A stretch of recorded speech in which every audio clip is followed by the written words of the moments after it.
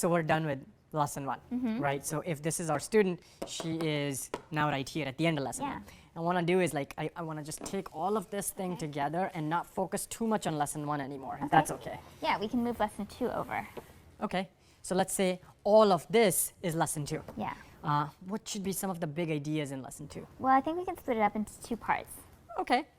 And what do you think we should do for the first part? Well, right here, we should add some interactivity to the app, right? So say there is a button on our app, you press the button, boom, something happens. Yeah, that sounds good. And then in the second part, we can go into details of what exactly is happening and also learn about variables and methods. So all of the technical jargon that sounds like magic right now, but will not be magic at the end of this lesson. Exactly.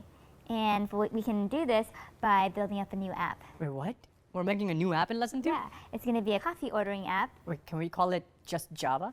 Oh, okay, I get it. Yes, let's get started. Let's begin by creating a new project for our app. It will be similar to the Hello World app that you created with Lila early on in practice set 1. See if you can remember how to set it up on your own. Use these settings for app name, package name, and etc. so that your code will match ours for the rest of this lesson. Once it's done being created, make sure you can run the app on your device. It should look something like this. The name of the app is shown at the top in the app bar, and below that we have the words Hello World. Here's how you create a new project in Android Studio. First, open up Android Studio. Then click Start a new Android Studio project. As we mentioned in the quiz, set the app name to be just Java and the company domain to be android.example.com. This way your code will match our code. This automatically sets the package name to be com.example.android.justjava. This will uniquely identify our app. For the project location, feel free to select any spot on your computer to save this app. Then hit Next. For the minimum SDK, we can set it to be Ice Cream Sandwich, which is API level 15. This means that our app will run on Android devices running Ice Cream Sandwich release or later. This will target 90% of the devices that are active on Google Play. Cool, so this looks good, so let's hit Next. These are the different templates for creating a new activity. Let's just choose blank activity template and continue. Here we have an option of changing the default names for our main activity and our layout and our menu, but these defaults are fine, so let's just hit finish. And now we wait while our project is being created.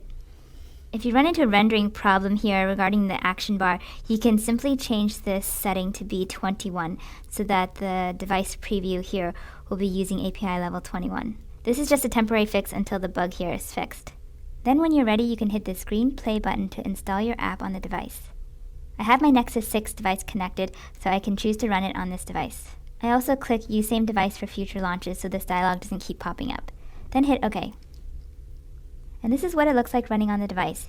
It says Just Java across the top in the app bar, and it says Hello World down here. This is what we're going to cover in lesson 2. First, we're going to show the quantity and then an order button. Then we're going to show the price as well. Next, we're going to add a plus and a minus button so that when you tap on either of these, the quantity changes. After that, we're going to take these buttons and rotate them horizontally so they show up like this for the quantity picker. And lastly, we're going to adjust the way that the price is displayed, and we'll also move the order button down to the bottom of the screen. This is what the app is going to look like by the end of lesson 2. Along the way, we're going to learn about Java concepts like variables and data types. That way, when we click on the plus or the minus button, we'll be able to update the quantity. Or if we click on the order button, we'll be able to calculate and display the price here. Now we're going to just focus on the first stage of our app and then slowly build up from there. I'd like you to plan how you're going to build up this layout. The app displays quantity, 0, and then an order button. If you're stuck, try going through the 3 steps for creating a layout that we went over in the practice set. Select the views you want, position the views, and then style the views. In this planning stage, I'll ask for you to write a couple words for each of these. It's generally a good habit to plan out how you're going to build something before you actually go and code it. Otherwise, you might get lost in all the details of the code. Which views do we need here? Do we need text views, image views, etc.? Step 2. For positioning the views, which view group will be the root view? Feel free to add other comments about how to position these views. Finally, for step 3, we need to style the views. Is there anything we need to do here? Write your comments below on how we need to change the views so that they look like this.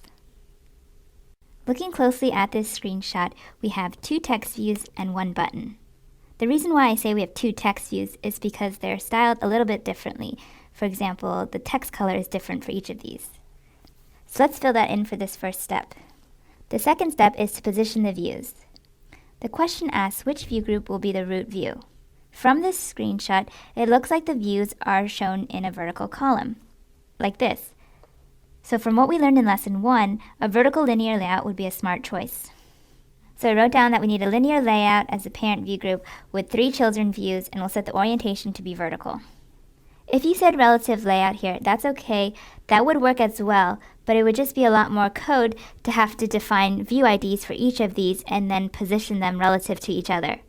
So for our use case, a vertical linear layout would be a little more concise and easier to use. Lastly, for step 3, we want to style the views. For the most part, these views look pretty standard, but we can make some slight adjustments. For example, we notice that the quantity header here is in all caps. The quantity number down here is in black font color as opposed to the gray default color. We also notice that there's a little bit of space in between these views, which can be accomplished with padding or margin. Now that we've thoroughly planned this out, go ahead and build out this layout in your app. You'll need to find and modify the activity_main.xml file. The activity_main.xml file should already be open when you first create your project. If it's not already open, you can find this file under the Layout folder, under Res, under App, in the Project view of your app, which lists all the files in your app. The design pane is open by default, where you can drag and drop widgets from this palette here over onto the app. However, I want you to use the text pane so you can write your XML here.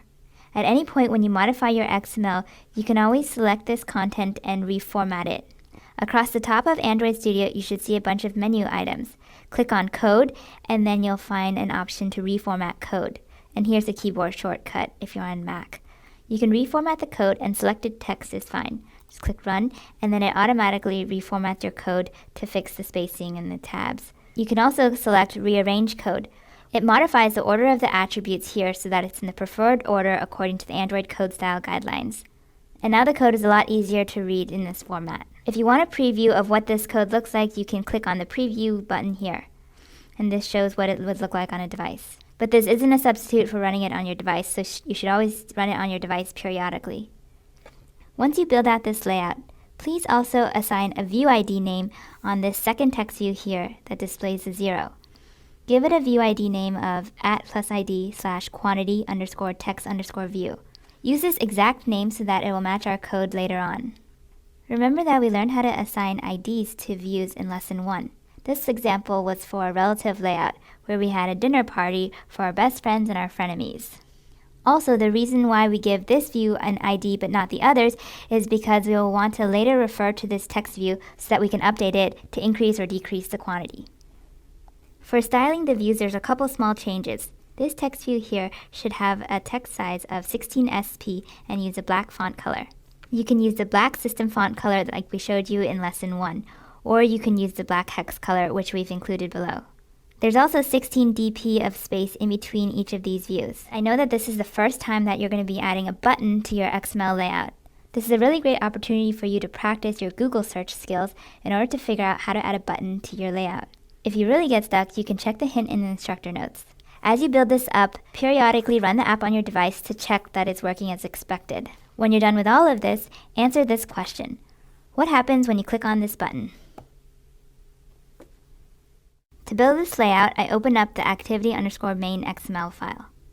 I know that I need a vertical linear layout to put each of these views in a vertical column. So I'm going to first change the relative layout into a linear layout. Immediately, it shows an error saying that the opening tag does not match the closing tag. So I can just copy this over and then paste it down here. Now the tags match. Next, I can add in the views. First, I have a quantity text view. So I'm going to take this text view and then change the text inside to quantity. Next, I have a text view that says 0. So I can copy the first text view and paste it below it. I'm going to change it so the text says 0 to match the screenshot here. The last child in this linear layout is a button. We haven't added a button before in our layout, so let's Google search that. If you open up a browser, you can search for button Android. This first link looks good. It's a developer.android.com site. And here's the documentation for button. We can ignore most of this text here. We scroll down to read the class overview. It talks a little bit about some Java code, which we haven't learned yet. But down here, we have some XML for a button. We can copy this and see what it does in our code. In our layout, I'm going to add a button below these two text views. I'm going to paste the code from the documentation here. And now, instead of the self-destruct string, I'm going to go for something a little friendlier like order. This last line we can also delete because we don't need it. Cool, so now I should have a quantity text view, a text view that says 0, and an order button. Let's run it on our app to see what it looks like by hitting this green play button. You can see down here that it's still building. Uh-oh, this isn't what we wanted. It appears that our linear layout is actually horizontal instead of vertical. So let's make sure that we add the orientation attribute. We're going to change this to say Android orientation equals vertical. That should fix the problem. So let's hit run again. Okay, that's better now. The 3 children are showing up in a vertical column. Now we just need to style these views so they look a little bit more like the screenshot we were given. From this screenshot, we see that the quantity text view is in all caps. In lesson 1, we learned about an attribute called Android text all caps, and it's showing up here in the autocomplete. If it shows up like this, you can just hit enter and it automatically adds it in the code here for you. We set that value to be true because we want it in all caps. The reason why it's better to use this attribute to capitalize the text is because if we ever want to change the UI so that quantity is in lowercase like this, all we need to do is just remove this attribute instead of going and changing this text. Next, for this text view that says 0, we should use a text size of 16xp. Let me add that now. And it shows up in the autocomplete suggestions, so I just hit enter, and then I choose 16xp for the value. We also want it to be a black font color. I'm going to use the Android system color for black, which is referred to like this. Cool, that takes care of both the quantity and the 0 text views. The order button is fine as is. It will automatically capitalize the text for you in a button, and the height and width are wrap content. We do, however, need to resolve this vertical space here. We want 16 dp of padding or margin in between the quantity and the 0 text views. We also want 16 dp of padding in between the 0 and the order button. You can implement this in many different ways. I'm just going to choose to add it as layout top margin for this button. And I'm going to add it as a bottom margin for this quantity text view. Feel free to do it a different way as long as it looks the same. The reason why I chose to do a bottom margin and a top margin is because I know that this middle area here is going to change later. We're going to change it to be a quantity picker with a plus and minus button, and I still want to have 16 dp of space between the quantity title and the picker. And same for the button. Okay, let's run it again now on our device. Cool, and it looks just like we wanted. The quantity text view is in all caps. The 0 text view is in black font color, size 16sp, and we have the order button here. We also have 16 dp of space in between these views. Good job. Oh, and I almost forgot. The quiz also asks for what happens when you click on this button. Well, actually it does nothing. For now, at least. Keep watching to find out what happens next. Alright, that's enough talk. Are you ready to look at your very first Java file? Well, you actually have already done some work to create that file. Let's go back in time. Do you remember this project wizard that you used to create your new project? Well, we selected the blank activity template, which automatically created a new activity for us. Then it prompted us to name that activity, and we just accepted the default name of main activity. Now, an activity represents a single focused thing that the user can do. Sometimes an activity is one screen in an app. Other times, a single activity can have multiple screens. Essentially, an activity is how you can display your layout and interact with the user. In this case, we also accepted the default name for the layout, which is activity_main, which is an XML file. So this main activity is displaying this layout file. In the Gmail app, for example, we have a conversation list activity. This activity displays a list of conversations. If you click on this hamburger icon, it opens up the navigation drawer, and you can switch to other views like the social emails, the promotion emails, or updates. Even though these go to different screens, they're all part of the conversation list activity. They all revolve around viewing emails.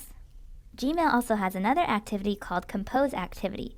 This activity is for the user to create a new email. So you can see how each activity is focused on a certain thing that the user can do. Here's another example. This is the Sunshine Weather app. This is actually the project that you can build up in the Android Fundamentals Udacity course. The main activity is the main screen, which shows the list of weather forecasts for the whole week. The detail activity shows the details for the weather forecast for a single day. And then the settings activity is where you can go to change the location or temperature units. So you can see how each activity is focused on a certain thing that the user can do. In our coffee ordering app, we're just going to have the main activity. Speaking of our app, the main activity for our app is defined in a file called mainactivity.java. Notice that the file extension, or the suffix here, ends in .java. That's how the computer will know that it's a Java file. By the way, on your computer, it will look something like this. This is simply a new file extension that you probably haven't seen before. Other file extensions you may be familiar with are .xml for the activity main XML file, or PNG or JPEG for image files. You can find this file on your computer by navigating through the files in your app in Android Studio. A lot of these files were automatically generated for us, so look in the app folder under Java, and then com.example.android.justjava. JustJava is the name of our app. There are also other files if you expand out the gray arrows, but we don't need to worry about them now. Okay, and then we can find main activity. Just double click on that to open it. I'm going to slide this view over so that I can see main activity better. Now here's all the code that Android Studio automatically generated for us for the main activity. Seeing Java code for the very first time can be scary and overwhelming, so don't worry, it's totally normal to not understand any of this. I felt confused when I first started off, and I still get confused when I look at files that I have never seen before. When you see this, you may just see a bunch of random symbols everywhere, with blank spaces in weird places. Some words might be recognizable in English, while others just don't mean anything to you. Don't worry though, we're going to understand all of this code soon. What we will do now is modify the code that Android Studio gave us so that our app does something when the order button is clicked. The new code for main activity is included in a link below in the instructor notes. We want you to copy over all of this code here. And then in Android Studio, go ahead and select all of this and delete it. Then paste the new version that we gave you. In the code that you just copied, notice that we included some comments as well. A comment follows the following format. It starts with these symbols and it ends with this, and it can go on for as many lines as you want.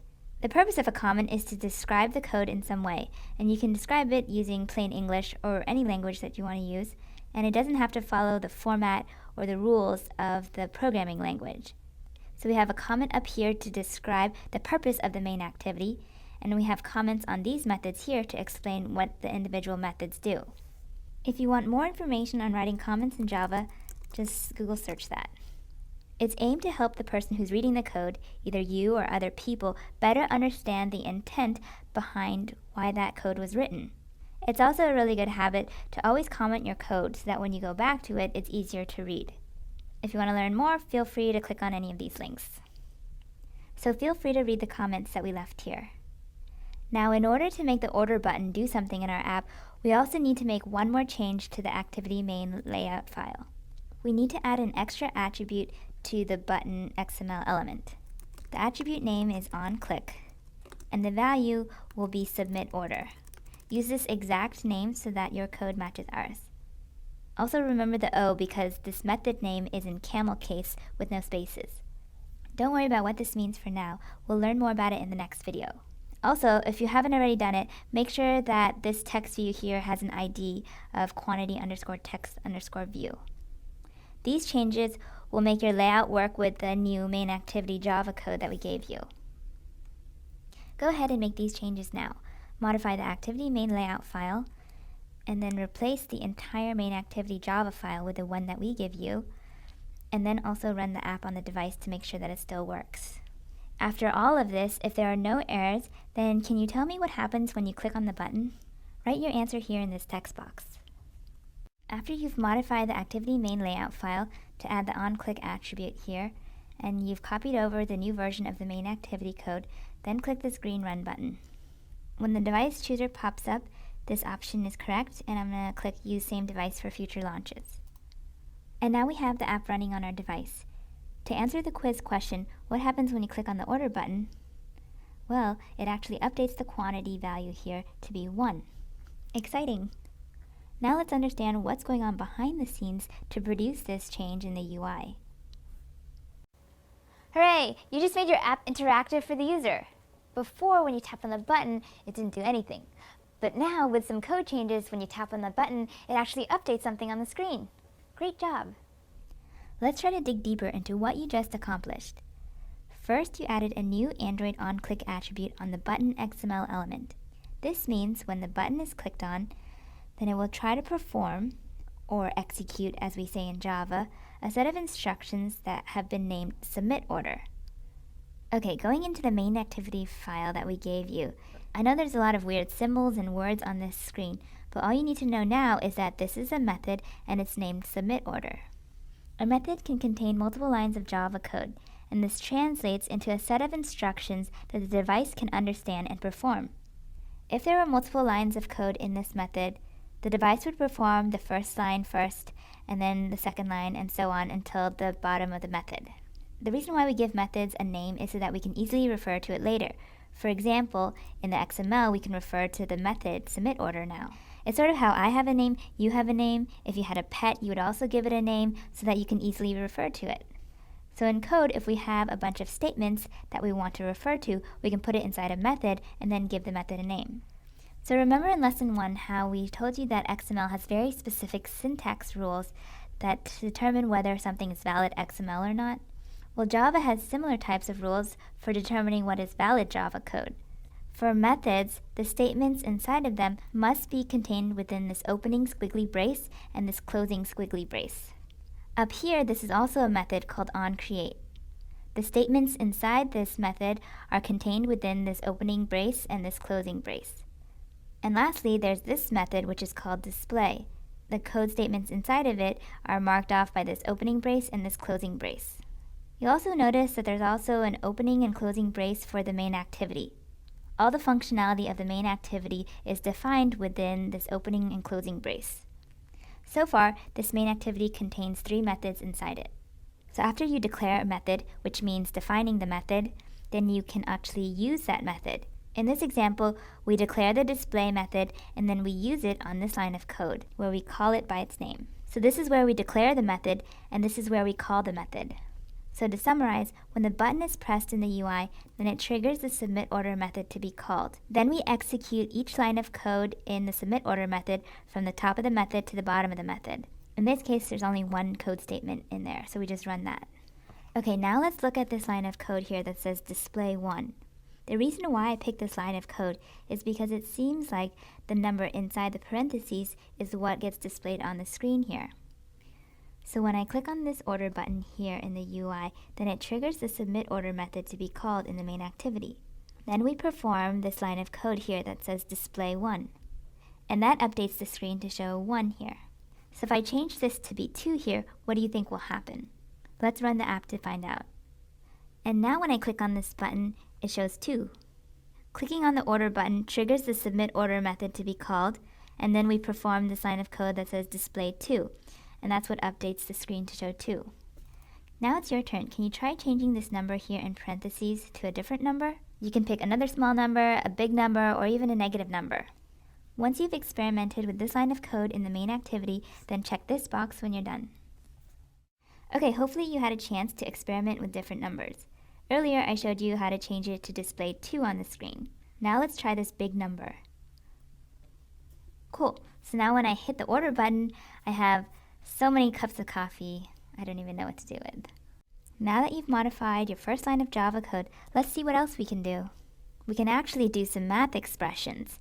And if you don't like the thought of math, well, the good news is that Android actually does the math for you. You just have to come up with the problem. Say you have 2 people, and each of those 2 people wants 2 cups of coffee. Now this will display the total amount of coffee that you need to get them. We run it on our device, and then we hit order, and then we see 4. So you see how we can type in math expressions, and it will automatically solve it for us. We can also do even harder math expressions, like things we wouldn't even want to calculate in our head. For example, say there's a whole group of Android developers, and they're really thirsty. Say they each want to drink 3 cups of coffee each because they're not morning people. And then we also want to throw in some extra cups as well. That's a lot of coffee. Let's see how much that actually turns out to be. We hit the order button and it says 59. Interesting. I guess developers do write better code when they have a lot of caffeine in them. In a moment, I'm going to have you type in your own math expressions here. As a heads up, if you run into any errors, for example, if you type a letter accidentally, then you'll see a red error show up on the right-hand side here. The error says it cannot resolve the symbol a, because a is not a valid number. Here's another possible error. If you accidentally type the multiplication symbol multiple times, you would get an error here. In this case, it would be more helpful to hit undo, and then your code would work again. As we mentioned in lesson 1, you can try to read the error message first. Sometimes the error message doesn't exactly pinpoint the problem.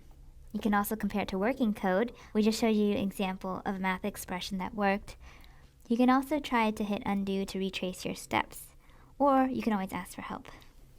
Okay, now it's your turn to try to come up with a really hard coffee order for the device to try to calculate. You can experiment with different math expressions.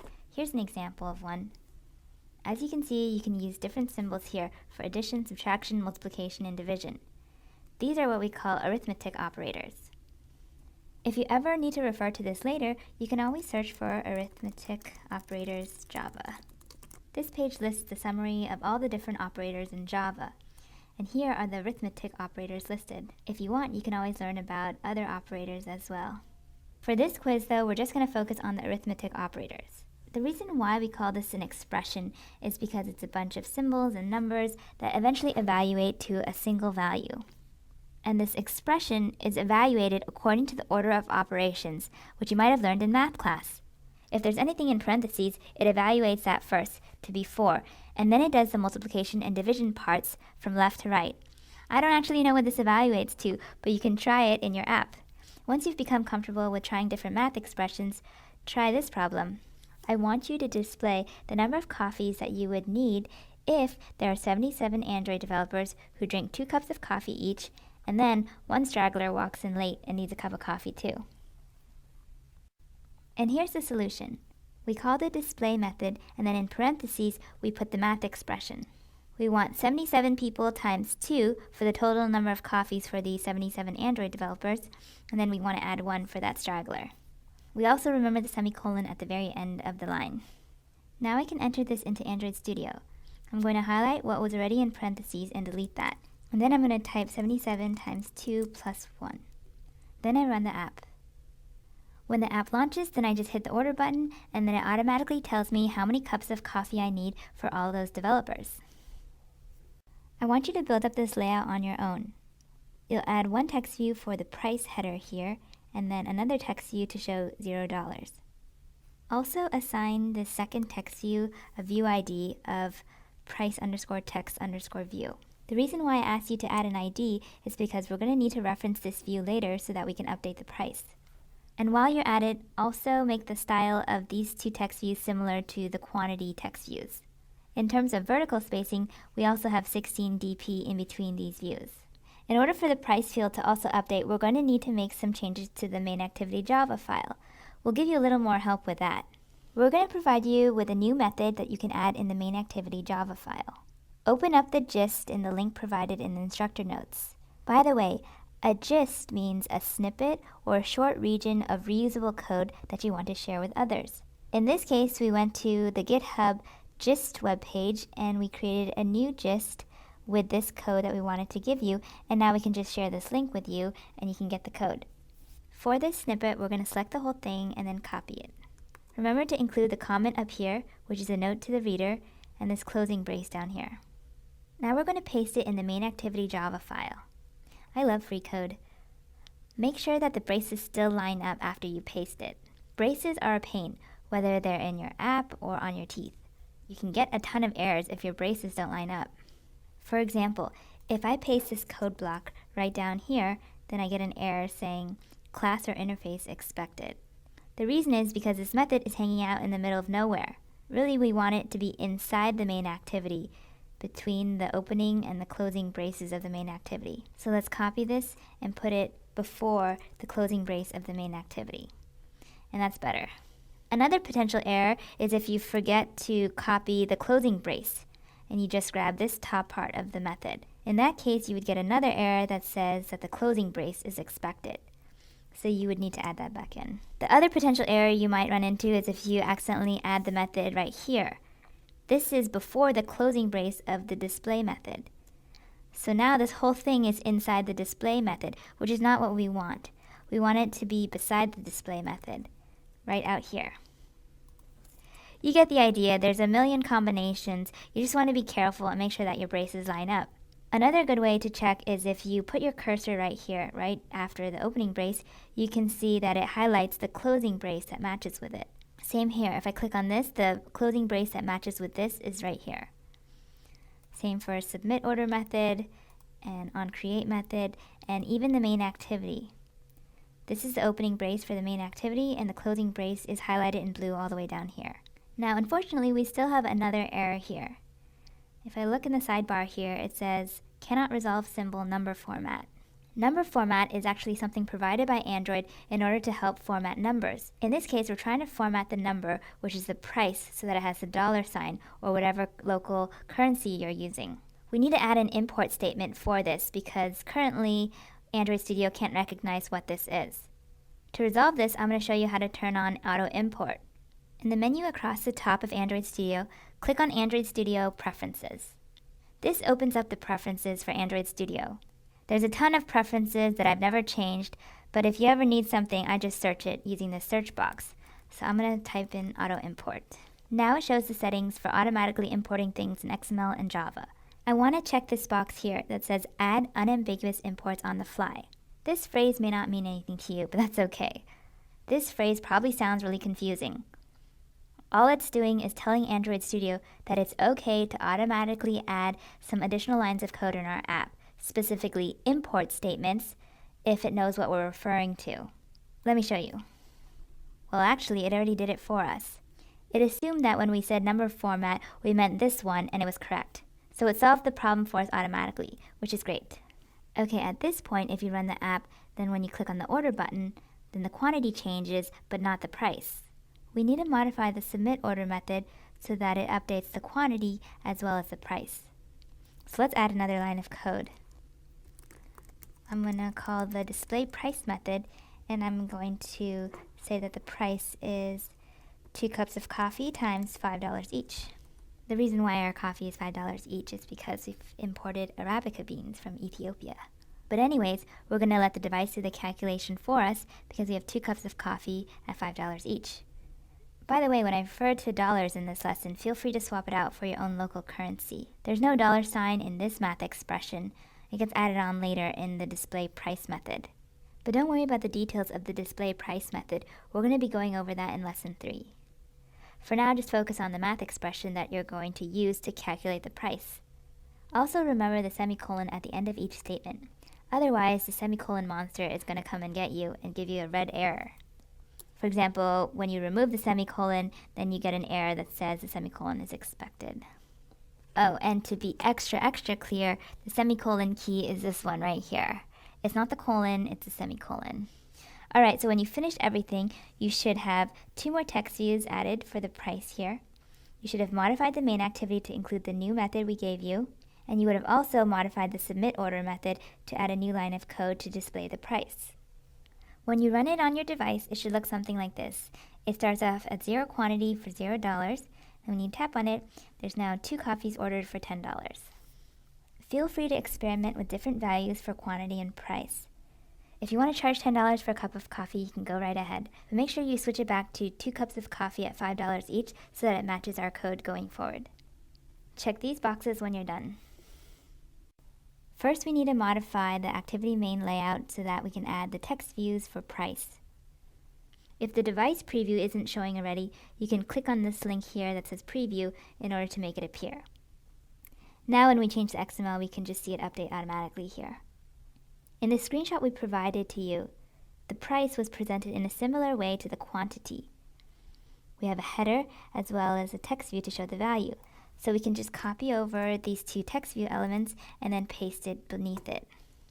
Now we just need to tweak the values to fit our scenario. Instead of quantity, it should say price. And we should also change the ID to be price text view You can't have two views with the same ID. But anyways, in the quiz, we told you to change this to be price text view so it would match our code. There, and that makes the error go away. Okay, looking at the preview, we have the price header and 0 beneath it. We also want to just change this to be $0, and you can use your own currency symbol if you want. The header is in all caps, and the actual price value has a text size of 16 SP and a black text color. That looks good so far, except I do notice that there needs to be a little more vertical space between the price header and the quantity value. I'm just going to change all the views so that they have a margin top value of 16 dp. And then instead of margin bottom here, I'm just going to do margin top 16, and that actually fixes it. Cool. Now all the views are evenly spaced apart. Once you think the XML is in a good state, then you can just run it on your device. Cool, and that looks good. Let's work on the main activity file now. If this Android DDMS window pops up, you can just collapse it using this arrow. In the main activity, we ask you to copy and paste the display price method that we gave you. Hopefully you also modified your Android Studio preferences to automatically import things if they were unambiguous. That would help resolve the problem of it not knowing what number format referred to.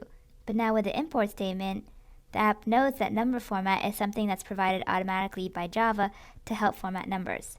Then for the last step, we modify the submit order method so that when the button is clicked, we display the quantity and also display the price.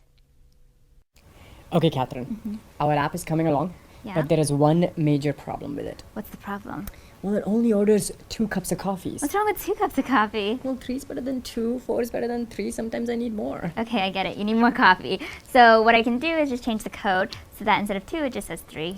Okay, so in our code here, we will need to change the number of cups of coffees here and here. Yeah. So what if I want 10 cups of coffees for myself and my friends later on? You have that many friends? Oh. Well, okay, we need something else then. Yeah, we need a better solution. How about, oh, I know. We can use variables. Variables? As in something that varies? Yeah, a variable doesn't have a fixed value. You can think of a variable like a box. Like this. Okay. Yeah, so this is a variable, it's a box, and you can put a value inside of it. It says int. Yeah, int stands for integer. Okay, so you can put an integer or a number inside of this box. Exactly. And you can even give it a name. Let's call it number of cups of coffees ordered. Okay. We need to pick a long name. Ordered. Barely fits. Okay. Okay. So now we can refer to this variable using this name in the code instead of putting the value 2. Okay. And later we can also update it if we want. So let's put the value inside now. How are we going to do that? Well, I have some Post-its. Where did those come from? Let's call the number of cups of coffees ordered to be 2. Why only 2? 1 for me and 1 for my friend Catherine. Thank you. So now we have a variable that is called number of coffees ordered, and it holds the value 2. Let's implement this in our code.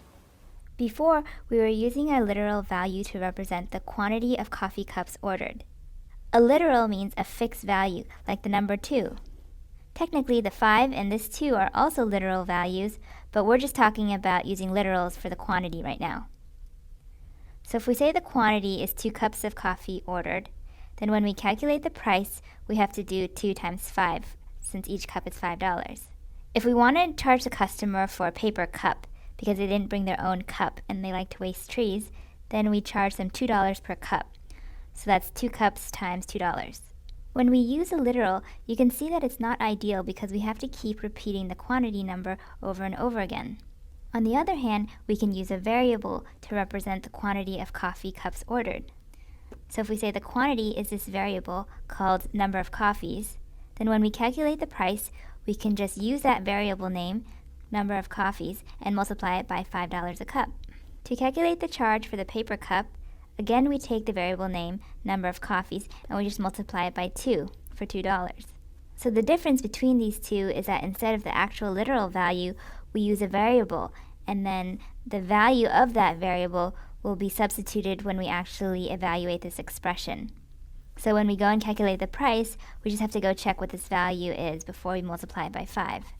The one additional step that you need to do when you use a variable is in the beginning to set the variable number of coffees to have an initial value. In this case, we set it to have an initial value of 2, which is also a literal. But this time we only use the literal in one place instead of in multiple places. The end result is still going to be the same because number of coffees will map to the value 2, so the quantity will still be 2, the price will still be 10, and the paper cup charge will still be 4. The real advantage to this approach is that you can change the variable value at any time. Say I want to change the number of coffees to be 3. I just need to change it in one place here, and then everything else is still accurate. The quantity is still the number of coffees, which now has a value of 3. The price is now number of coffees times 5, and the value is 3 times 5.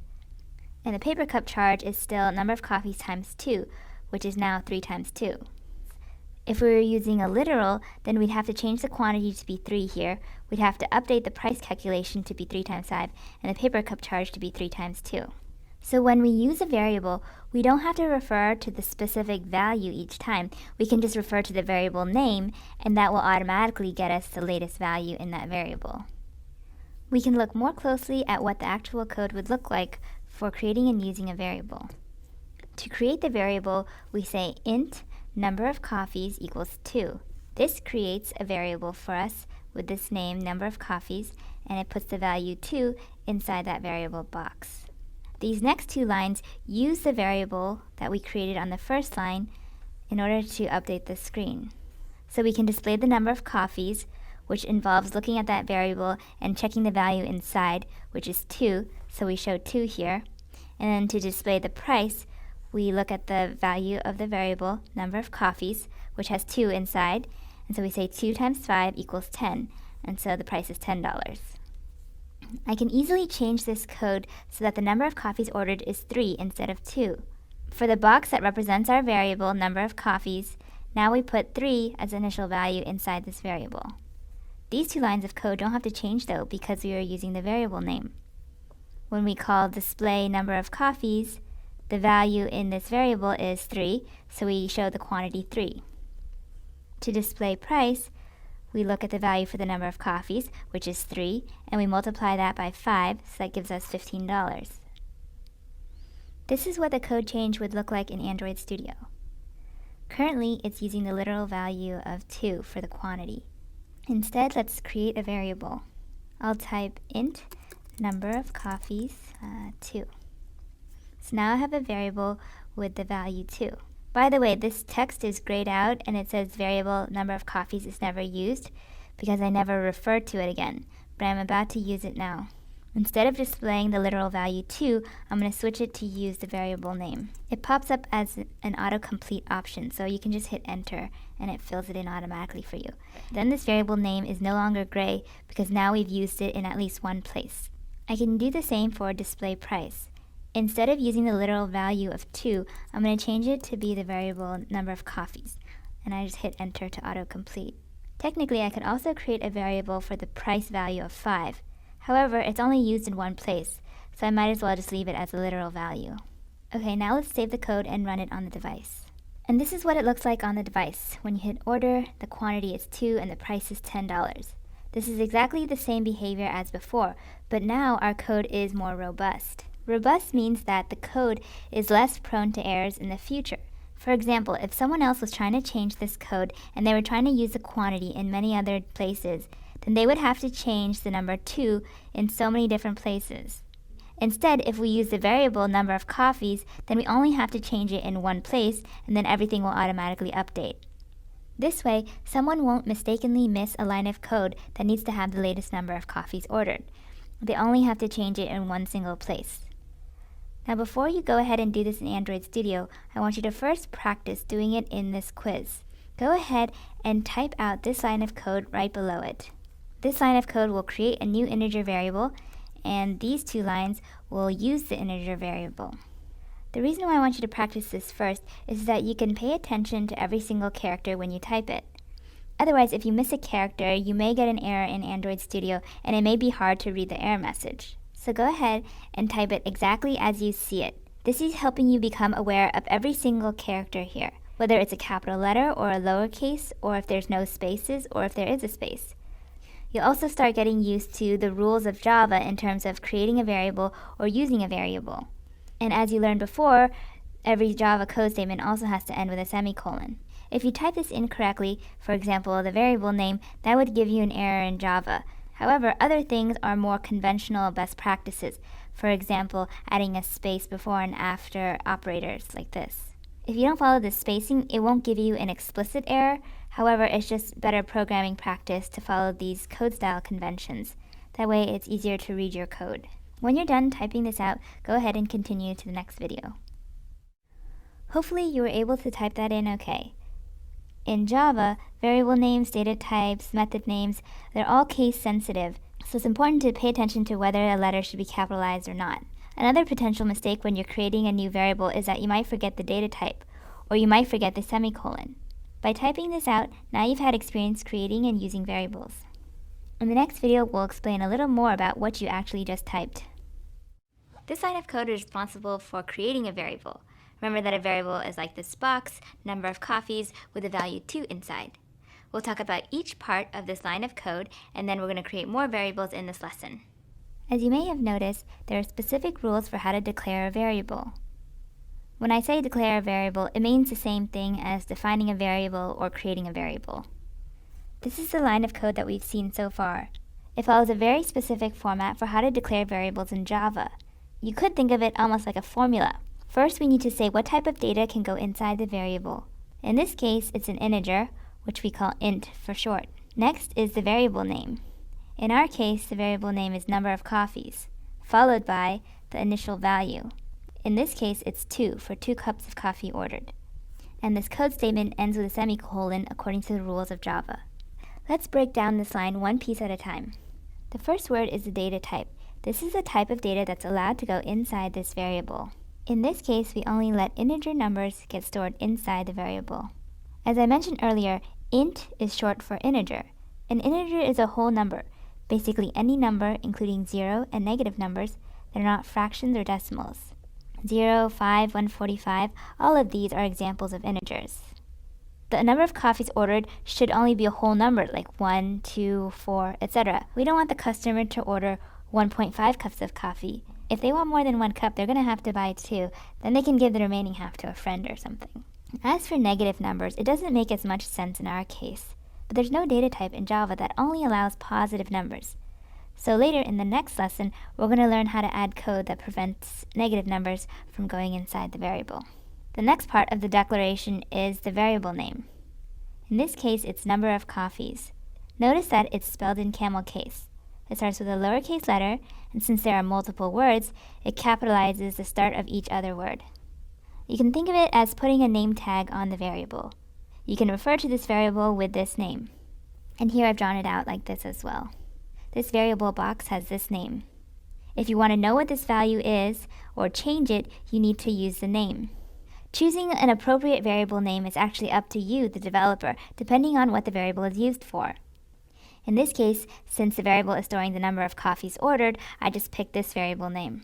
You could have picked other names like coffee count, or number of coffees ordered, or ordered coffees. Really, it could be anything as long as it's easy for other people to understand what this variable represents.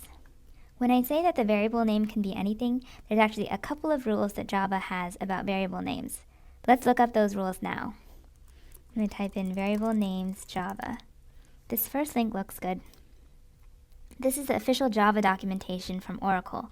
This top part talks about variables, which you can read in your infinite free time. Down here is what we're interested in. It talks about naming for variables. It can be any length, but really, a really long name is not very practical.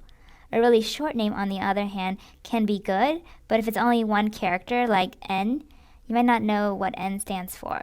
So you want to strike a balance between a descriptive name and one that isn't a pain to type out every single time. There are a bunch more details here that you can read if you want. But the main point is that if your name only consists of one word, then spell out that word in all lowercase letters, like cadence, speed, gear, things like that. If the variable name consists of more than one word, then you want to capitalize the first letter of each subsequent word, but it needs to start with a lowercase first. So gear ratio is an example, or current gear. Our example of number of coffees also follows this rule. The next part of the declaration is the assignment operator, or the equal sign. In math class, you're used to seeing things like 1 plus 1 equals 2, but in Java, equals means a different thing. Equal means assigning a value to a variable. In this case, we're assigning the value 2 to the variable number of coffees. Using our box metaphor, we put the number 2 inside the variable that represents number of coffees. So whenever you see the equal sign, think about grabbing what's on the right-hand side of it and putting it inside the variable on the left-hand side. We already talked a little bit about this, but this 2 here is the initial value of the variable. So you put the 2 inside this variable. Remember that this initial value must be of a valid type according to this data type. In this case, only integers are allowed in this variable. 2 is a valid integer, so it's okay for it to go inside this variable. And last but not least, we have this semicolon at the very end. So to summarize, when you declare a variable, you need to specify the data type, followed by the variable name, and then an equal sign, and then the initial value, and then a semicolon. In this case, we're creating a variable called number of coffees. The data type is int, so only integers can be stored in this variable, and we're assigning the value 2 to be the initial value of this variable.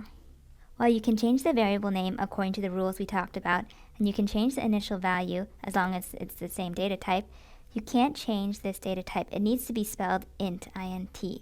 We're going to be learning about other data types as well, and those have to be spelled a specific way. Now, anytime you need to use a variable, just refer to it by its name, and then it will be swapped out for the actual value later when the app is actually running. Now I want you to go ahead and add these lines of code to your app. Please don't copy and paste though, because I want you to practice typing out creating and using a variable. Then go ahead and run the app on your phone. Make sure that when you hit the order button, this is what you see. After that, I want you to do a little bit of experimenting. Try to assign a new initial value to the variable. Then go ahead and try to assign a new variable name. Instead of number of coffees, try something else like quantity, for example. A common beginner mistake is to think that you typed it out correctly because your eyes are scanning over the whole thing really quickly, but if you look individually at every single character, you would notice that there might be a problem. This will take you some time to finish, but take your time and pay close attention to each character that you type. If you run into problems, try reading the error message. For example, this error message says, cannot resolve symbol, number of coffees. Java doesn't recognize what number of coffees is because the variable name was actually number of coffees. Hopefully you can figure out from the error, or you can hit undo, and that sometimes resolves the error as well. Or you can go back to code that you know works, like the code that we gave you. When you're done, check these boxes and continue. If you typed out the code that we gave you, then when you run it on your phone, when you hit the order button, then the quantity is 2 and the price is $10. Now let's try to change the initial value of the variable. Instead of 2, let's make it 5 cups of coffee. It's just one of those days. So when we say display number of coffees, it's going to display 5 as the quantity. If we say display price, then number of coffees is 5, and 5 times 5 should be $25. So let's run it on our phone to see if that's what happens. And yes, it does. Now let's try to change the variable name. I'm going to delete this variable name number of coffees, and I'm going to change it to quantity. It's a lot shorter name, so I like it better. Immediately, the variable name is grayed out, and we get a warning that says variable quantity is never used. That's because we never actually refer to the variable quantity. We just create it, but never use it. But not for long, we're going to use it. We need to change these 2 lines of code to use the variable quantity. Right now, there's an error because it cannot resolve the symbol number of coffees because that's not a variable anymore. So let's copy over quantity and replace those references to number of coffees with the new variable name. Cool, now there's no more errors. Let's run the app. When you hit the order button, the quantity is 5 and the price is $25. This is the same behavior as the last time we ran the app. When you change the variable name, there is no visible difference to the end user. The variable name is just for us developers to use when we're writing our app. Since quantity is a shorter name, and it's still accurate in terms of the information that it holds, quantity of coffee cups ordered, let's continue using this variable name going forward. A crash in an app is when it unexpectedly quits and shows a dialog message saying that the app has just stopped. It happens to Android developers many, many times a day, even the most experienced ones. Sometimes the problem is due to a typo in their code or a silly mistake. Other times, it can be due to a fundamental misunderstanding of how to write the code for a certain feature. While your reaction may be to panic, the voice of reason inside your head should tell you to go ahead and try to debug the app. In this video, we're going to learn how to debug Android app crashes. To debug means to identify and fix bugs or errors in your app. If it's a really obvious error, like a Java syntax error, then Android Studio can catch that for you and show a red error before it tries to install the app on your phone. This is called a compile time error because it will fail to create any app to even install on your device. If you want to try creating a compile time error, go ahead and just delete this parentheses or the semicolon, and then you'll see the error pop up. This is like in lesson 1 when we tried to create an XML error intentionally, and then we read the error message and then we undid the change. Other potential errors are if I try to delete this opening brace, then I'll get an error. Or if I forget this closing brace, then I also get an error. But sometimes the error only happens when you start using the app. This is called a runtime error because it happens when your app is running. Let's intentionally create a crash in the app and figure out the steps of how to solve it so that when you have a real crash, you'll know how to tackle it on your own. This is actually based off of a real crash that I saw a student encounter, so it's very likely to happen to beginners. I'll first walk you through all the steps, and then you'll have a chance to do it yourself. To intentionally create a crash in the app, I'm going to modify the main activity Java file. I'll change the name of this method to be submit orders with an S. Then I'm going to run it on the device. Everything looks fine at first, but then when I click on the order button, it crashes. It gives me the message, unfortunately, the app name, Just Java, has stopped, and the only option that I have is to hit OK to exit the app. Fortunately, we can use Android Studio to figure out what actually happened. When you run the app on your device, you may see this Android DDMS window pop up at the bottom of the screen.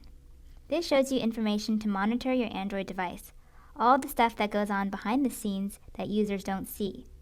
If it's not already open, you can click on this tab down here that says Android, and that should open up Android DDMS for you. You can adjust the height of this window by dragging this arrow. If you drag this arrow to the right, then you'll see a list of devices that are connected to the computer. Right now I only have my Nexus 6 connected. And I also opened up the Just Java app again, so that's why it's listed here. Let me drag this to the left again so I have more space to see the logs. This right-hand side is where the log messages are shown. If you click on this drop-down and say No Filters, then it shows you the log messages for the whole system and other apps. It talks about things like Activity Manager, audio, sound, microphone, and all these other things. A system log is kind of like a diary that your phone keeps about what's happening on the device. We also call it Logcat. If you Google for what is Logcat, then a definition pops up from the Android developer's webpage. It talks about how Logcat is the Android logging system where you can collect and view debug output. Going back to the logs, the most recent events happen at the very bottom here. So if you want to look back in time, you may have to scroll up to see what you're looking for. Let's change the filter back to our app, Just Java. This significantly narrows down the amount of log messages that are just relevant to our app. This makes it a lot easier to read. When a crash happens on the device, the description of what the phone was trying to do gets printed to the logs. Here's our crash in the red text color. This is known as looking at the stack trace because it traces back to where the error originated from. We know that it's our app because it's our process, which is com.example.android.justjava. For our app, the process name matches the package name, but it doesn't always have to match. We haven't really learned about processes, but essentially, this is just identifying that this is our app. Now, there's a lot of text in this stack trace, and you don't have to read all of it. We just want to scan for the information that would be relevant to help us solve our problem. We should look for anything in the stack trace that is talking about either the methods or the files that we're working on. So we'll keep a lookout for the file name main activity. So let's start reading the error message. I skip over this part and just read illegal state exception. Could not find a method submit order. The error message goes on to further explain why it was in an invalid state. And the reason is because it could not find a method submit order in the activity, main activity, for the onClick handler on the View class button. There's a lot of words in that sentence, and it may not make a lot of sense.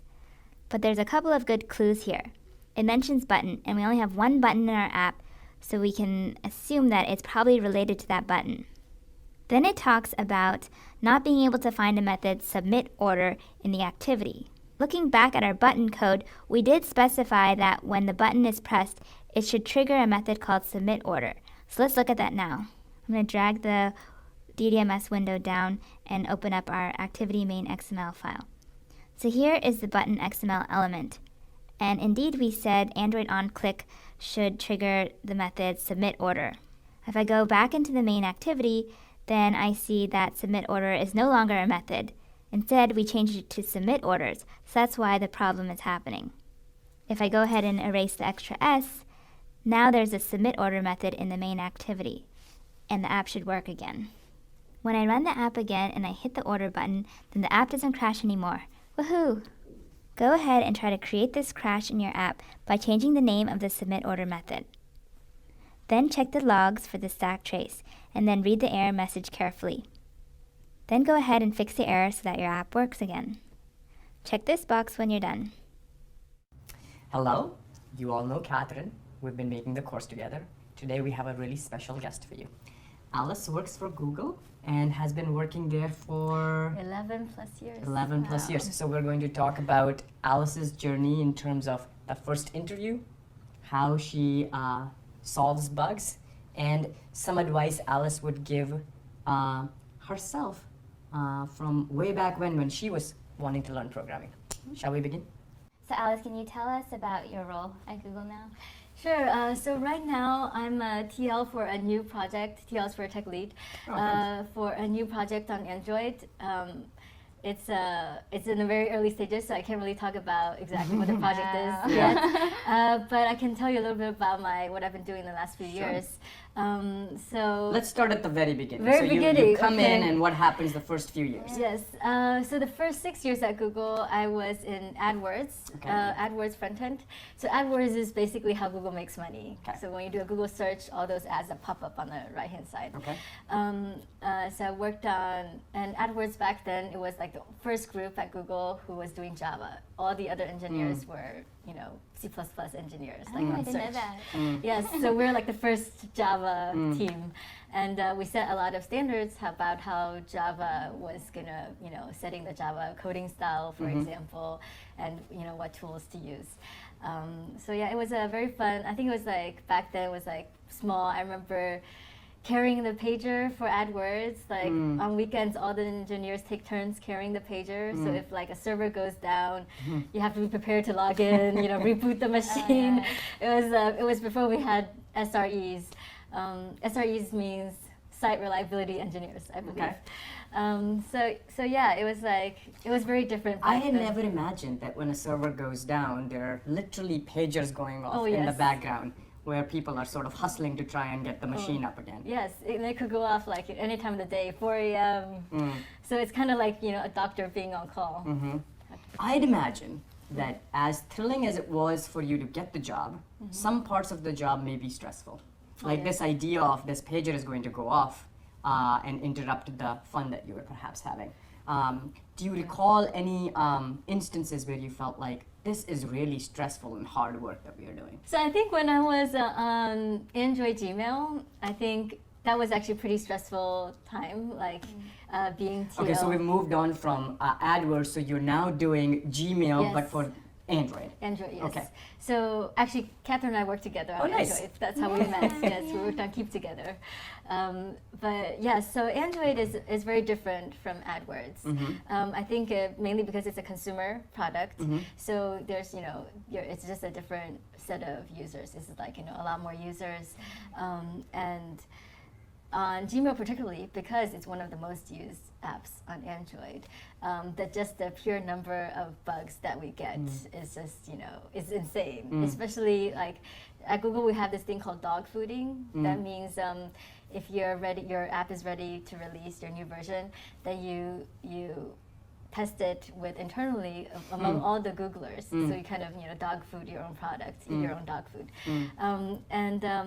and for Gmail, every time we dog food a new version, people will be so passionate and file so many bugs. We move one button from like top right corner to the bottom right corner, and there'll be like 20 people complaining about it changes their workflow, for example.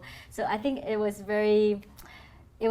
making those decisions was really tough because it's hard to like find a solution that pleases everyone. So it may be surprising for some of our students to understand, but this idea of feeling frustrated because a bug has been encountered is not something just the novice programmers are feeling. Even expert programmers like you, Alice, can get bogged down by them.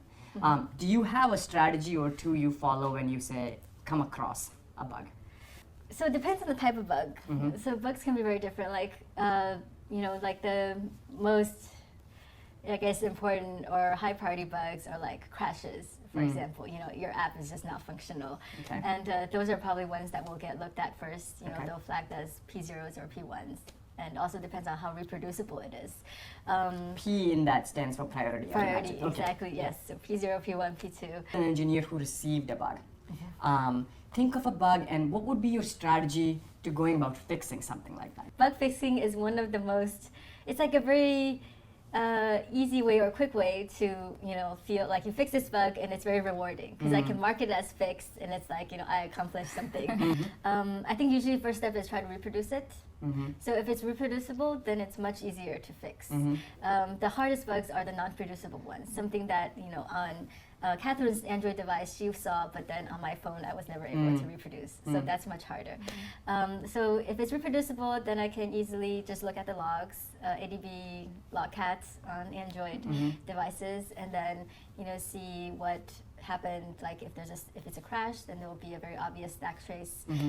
So you're like an investigator. You're looking at clues for why this thing might be breaking. Yes. Okay. And Android bug reports are actually notorious for being really cryptic and hard to read. Really? Yes. It's not just us. Okay. Oh no. Yes. I find them to be very verbose and cryptic also. Yes. I think it's one of the main big challenges actually. So that's where like experience comes in. So if you're an experienced Android programmer, you know exactly which keywords to search for. It's impossible to just read line by line. But I usually just like prep for or search for certain keywords. I see. And so you're scanning through the entire log and you're looking for keywords that you can Google. Yes. Okay. Why are you Googling these things? I do a search locally. Okay. Just like a find. But Google comes in handy because often if there is an error and it's something I'm not familiar with, it could be like Android framework throwing some illegal state exception or something that I've never seen before. So the first thing I would do is actually Google it. Okay. And and usually on like let's say Stack Overflow, there's almost always somebody else who has encountered the same. Used to follow similar processes where they find a bug, they try to identify a keyword that they can search on Google and try and interpret those results and try and fix the bug. Now, what's really satisfying, at least for me as a teacher here to learn, is that the process that we're teaching our students is being followed by an expert 11 years into their program. You mentioned a statement which was really emphatic to me, which is, if I don't know something, and that's really important to understand that even after 11 years of expertise, there are so many things that one might not know. Yes, it's impossible to do everything. And I realize it's, there's something new to learn every day actually. And at my job, I feel like I do indeed learn something new every day. I think you're ready for the next step of building the quantity picker. In our order form, we're going to add a plus and a minus button so that we can increase and decrease the number of coffees ordered. Each time you hit the plus button, it will increase the number of coffees by 1, and each time you hit the minus button, it will decrease the number of coffees by 1. Then when you hit the order button, it will update the price according to the latest quantity value. Building out all of this functionality properly will take multiple steps. For the first task, we're going to add the plus and the minus buttons to the layout, and we'll also hook up the buttons so they actually update something on the screen. And even later in the lesson, we're going to fix the order button so that the price updates properly. First, build this layout by modifying the activity main layout XML file. You'll add the two buttons, and also please change the initial value of the quantity to be 2 and the initial price to be $10. You can make these changes in the XML as well. You can adjust to your local currency where applicable. The reason why I'm choosing 2 as the quantity is so that when you hit the minus button, it doesn't go negative. When you add these buttons to your layout, you'll notice that they appear to be a little bit bigger than they are showing up here. You can achieve this look by setting the width and the height to be 48 dips. Then hook up the onClick behavior. When the plus button is clicked, call the increment method in the main activity. When the minus button is clicked, call the decrement method in the main activity. Within the main activity, add an increment method. Inside that method, create a quantity variable and initialize it to the value 3. When I say initialize, it just means to set the initial value of the variable to be 3. Then go ahead and display the quantity to the screen. For the third step, in the main activity, also add a decrement method and create a quantity variable that's initialized to the value 1. Then go ahead and display the quantity to the screen. After you've completed all those steps, this is what it should look like on the device. When you open the app, it should have a quantity of 2 and a price of $10. If you hit the plus button, then it increases the quantity to 3. If you hit the minus button, then it decreases the quantity to 1. Technically, that behavior is incorrect because it should have gone down to 2, but for now, just make the plus button always change it to 3 and the minus button always change it to 1. In a later coding task, we're going to fix it so that every time you hit the plus button, it will keep increasing to 4, 5, 6, etc. And same for the minus button. For now, you can leave the price and the order button as is. Right now, my version just updates the quantity to 5 and the price to $25, but you can leave it as whatever you had before. We're also going to fix this later. As a helpful tip, if you ever want to go back to how the app was when it first launched, you can always kill your app. In the system navigation bar, there's a couple of buttons, Back, Home, and Recent Tasks. If you hit this Recent Tasks button, it shows all the recent tasks that you are doing on your phone. If you swipe to the left or right, it kills your app. That means it stops it from running. If you go into the All Apps screen and then click on your app to launch it again, then it shows the initial state of the app. The first step is to modify the activity main XML layout so that the app looks something like this. Let's go into Android Studio and look at that file. Here's our activity main XML layout file, and we have the preview on the device showing up on the right-hand side here. I can click on this magnifying glass to zoom in to the device. There, that's better now. To build the desired layout, I want to first add a plus button in between the quantity header and the quantity value. We already have a button in our layout, which is for the order button down here. So I can just copy this code.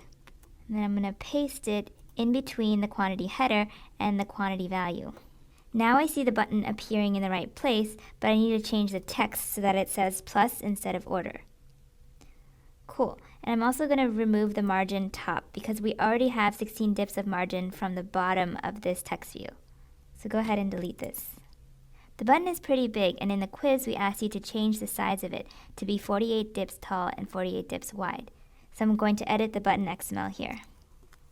Nice, now it's the right size. Now I can copy this XML and paste it below the quantity value so that we have the minus button. I deleted the white space because according to the Android code style guidelines, you shouldn't have extra white spaces in your code. Now I'm going to change the text of this button so that it says minus.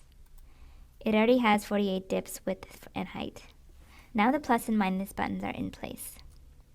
We mentioned earlier that we also want the initial quantity to be 2 and the initial price to be $10.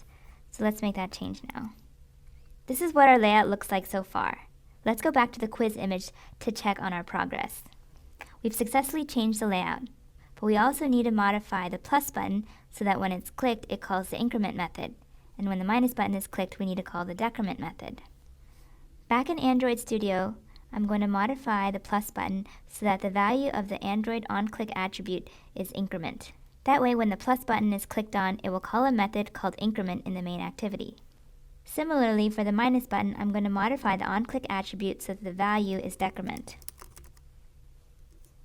I'm going to save this and then run this on the device. The layout looks good, but if I hit the plus button, then it crashes. Do you remember how I showed you to look at the logs for the stack trace of the error? The logs are already open by default, so let's drag this arrow up so that we can see more of the message. If we scroll up, we see that this is our error. This is our app, just Java, and it says illegal state exception. If I scroll to the right, I can see more of the error message. The error message says, could not find a method increment in the activity main activity. This looks very similar to the error that we had in the previous video. Basically, there's no method called increment in the main activity. And that's actually expected because we didn't make that change yet. For the second step, we're supposed to add an increment method to the main activity, create a quantity variable that's initialized to 3, and then also display the quantity. To do this, I open up the main activity Java file. Hooking up the behavior for the plus button is going to be very similar to how we hooked up the behavior for the order button. So let's copy this method here that handles the order button. Immediately, I get an error that says submit order is already defined in the main activity. You can't have two methods that are exactly the same in the main activity. But that's okay because we're going to change this to be the increment method anyways. And now the error goes away. I'm going to modify the comment because now this is a new method. I'm going to update the comment to refer to the plus button instead of the order button. Within the increment method, I'm going to create an integer quantity variable. I'm going to initialize it to a value of 3 as the quiz requested. Then I can display this quantity to the screen. I don't need to update price in this method, so I can delete that line of code. That looks good, so let's test this now. Now when I click on the plus button, it actually updates to 3. That's pretty cool. But if I hit the minus button, then it crashes. Let's check the logs. I'm going to scroll to the bottom to get the most recent logs and then scroll upwards to see the last error. For our app, there was an illegal state exception because it couldn't find the method decrement in our activity. This is also expected because we didn't add the decrement method yet. Let's go ahead and do that now. I'm going to copy this method and then paste it below it. I'm going to rename this to decrement. Now this comment needs to be updated. This method is called when the minus button is clicked. To figure out what we're supposed to do within this method, let's go back to the quiz. We've finished 2 steps so far. The last step is for the decrement method in the main activity. We want to create a quantity variable and initialize it to 1. Then we're going to display the quantity to the screen. In the decrement method, we've created an integer quantity variable. I'm going to initialize it to a value of 1 and then display that quantity to the screen. Now let's run it on our device. Okay, cross your fingers that it doesn't crash this time. If I hit the minus button, then yay, it decreases to 1. If I hit the plus button, it increases to 3. So these buttons are working as expected, at least for this stage of our app. Ideally, as I mentioned earlier, we want this to increase to 4, 5, 6, and we want this to decrease to 2, 1, 0, but that will come at a later stage in the lesson. Great job so far. We're making really good progress so far. As we continue to build more challenging things for our app, we're going to have to improve our debugging skills. In this video, we're going to learn about how to use a tool called the debugger. We'll access the debugger using Android Studio, and the debugger is meant to help us identify and fix errors in our code. The great thing about the debugger is that we can pause the app at a certain point in time, and then we can inspect the whole state of the app more closely. Normally, when the app is running on our device, all the code gets executed very rapidly. Within milliseconds, it can respond to button clicks, update the screen, calculate the price, and etc. But with the debugger, we can pause at a specific line of code in our app. Then we can step through our code line by line as quickly or slowly as we want. If you want to learn more techniques on how to debug your app in Android Studio, just search for Debugging Android Studio. This first link is good. It's a developer.android.com page, and it has a bunch of techniques on how to debug your app. Together, we're going to learn about how to work with breakpoints. After this course, you can always come back to this page to refresh your memory. In this exercise, I want to show you that your Android device does run each line of code one at a time from top to bottom within a method. We'll also verify that clicking on the plus button does trigger the increment method, and clicking on the minus button does trigger the decrement method. First, add something known as a breakpoint. A breakpoint marks a specific line of code where the debugger should pause when it reaches here. The red circular dot indicates that the breakpoint is on this line on line 25 of our main activity file. You can add breakpoints to as many places as you want in your code. But for now, I'm just going to add one on the first line of the increment method. Then I can hit this bug icon to run the app in debug mode. The app will only pause on these breakpoints when the app is running in debug mode. If you run the app normally with this green play button, then it won't pause at these breakpoints. For a brief moment on the device, you may have seen a dialog that says waiting for debugger. There's also a button to force close the app, but don't click on that. Just wait for the debugger to attach and that message will go away soon. Then the app starts like normal and you can interact with it. Now in debug mode, this window will pop up and show the status of the debugger. If you don't see it, you can click on this tab down here called Debug. If I hit this plus button here, I expect the increment method will be triggered and that the app will pause at this breakpoint. Let's see what happens. Cool, it stops there. In the debug pane, we see a list of variables. This reflects the current state of the app where it was paused. We don't see our quantity variable yet because it hasn't finished executing this line of code yet. There's a bunch of options on how to proceed with debugging, but I'm going to click on this option that says Step Over. This will step over the current line of code to the next line of code. Now line 25 has been executed, so there's a quantity variable showing up in the variables pane here. Now the app is currently paused at line 26. We finished executing line 25, so that's why we see the quantity variable showing up down here. The value of the variable is set to 3, which is expected. This list of variables also shows the current value of each variable. We can also verify that the quantity variable has a value of 3, which we assigned up here. We know that the app is currently paused at this point because normally when you hit the plus button, it would automatically update the quantity to be 3. But since the quantity is still at 2, we know that it hasn't finished executing the increment method yet. We can click Step Over to go to the next line. At this point, the method is done, and we're not really interested in how it actually updates the screen, so let's just hit Resume Program. All we care about is that it actually does update the screen. If you're interested, you could have clicked on these other options to look at more details of how it actually updates the screen. At this point, the app is running normally, but the debugger is still attached, so if I hit the plus button again, it will stop at this breakpoint. If I want to detach the debugger so that it doesn't always stop on this line when I hit the plus button, I can just click on this red stop button. Now whenever I hit the plus button, it responds immediately and updates the value to 3. Now I want you to try it on your computer. Go ahead and add a breakpoint to the increment and decrement methods. Then run the app in debug mode, and then on the device, try to trigger each of these breakpoints. Then step through each line of code, making sure that the quantity variable shows up with the right value in the variables list. You can click on this play button to resume execution of the app so that it runs as normal. Or you can hit the stop button to detach the debugger. Together we walk through how to add a breakpoint for the increment method and how to trigger that breakpoint. Hopefully you were able to reproduce that on your computer. For the decrement method, if we want to add a breakpoint, I can just click here on line 33 to add a breakpoint. Then I click on this green bug icon to launch the app in debug mode. I'll see the waiting for debugger message, then it will go away shortly. To trigger this breakpoint, I'm going to click on the minus button. The app pauses at this line, and I know that because the quantity value hasn't updated to 1 yet. I see the list of variables down here, but the quantity variable hasn't shown up yet. I click on this button to step over this line to go to the next line. Then I see that the quantity variable shows up, and the current value is 1. At this point, I can step over this line of code to the end of the method and then just resume execution of the app. Because I have 2 breakpoints in my app, if I click on the plus button, it triggers the breakpoint in the increment method. Then I can hit play to resume. If I click on the minus button, it triggers the breakpoint in the decrement method, and I can hit play to resume. If I don't want the app to stop at either of those breakpoints, I can just hit stop and it detaches the debugger. Then the app just runs as normal, where it updates the screen immediately when I click on the button. Oh, hey. Hey! What's going on? Just wait for it. Okay.